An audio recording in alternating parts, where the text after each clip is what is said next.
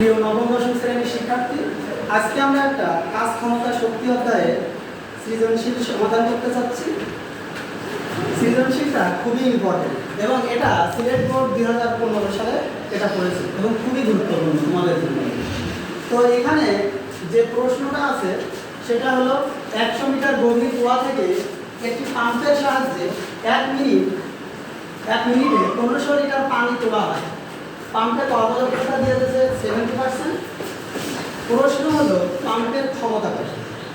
ঘ নম্বরে বলেছে পাম্পের কর্মদক্ষতা যদি 60% হয় 1500 লিটার পানি তুলতে পূর্বের তুলনায় কত বেশি সময় লাগে। তো চলো আমরা সমাধান করি। তাহলে প্রথম যে অঙ্কটি আছে গ নম্বরে সেটা হলো পাম্পের ক্ষমতা কত সেটা নির্ণয়।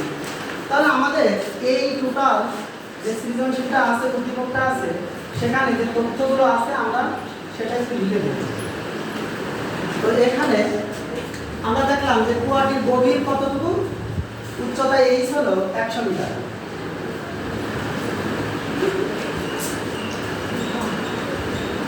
সময় টি হলো 1 মিনিট সমান 60 সেকেন্ড এবং ভর m সমান 1500 মিটার সমান আমরা লিখতে পারি 1500 কেজি। তাহলে আমরা জানি যে লঘু কার্যকর ক্ষমতা এটা আমাদের আগে বের করে নিতে হবে। তাহলে আমরা জানি লঘু কার্যকর ক্ষমতা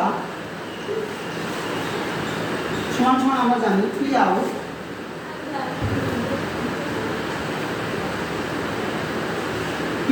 এর সূত্র হলো mgh/t। m এর মান হলো এখানে 1500, গুণ g এর মান 9.8 এবং h এর মান হলো 100 মিটার, সময় কি হলো 60 সেকেন্ড। এটা ক্যালকুলেশন করলে হয়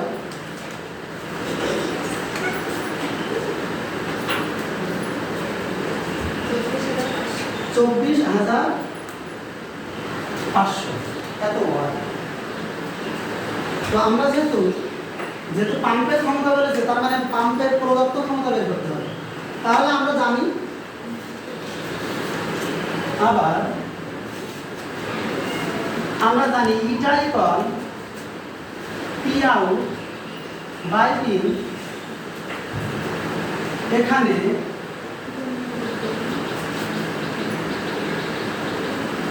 পি আমরা বের করবো, সুতরাং এটা ওয়াট।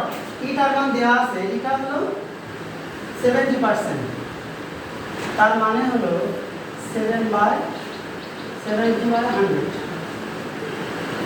তার মানে 0.70। তাহলে এখানে মানটা বসাই দিই, তাহলে 0.70 ইকুয়াল পি আউট হয়েছে 24,500/3। তো গুণ করলে হয় P ইকুয়াল 24,500/0.70। এটা ক্যালকুলেশন করলে আমরা পাম্পের ক্ষমতা পেয়ে যাব 35,000 ওয়াট।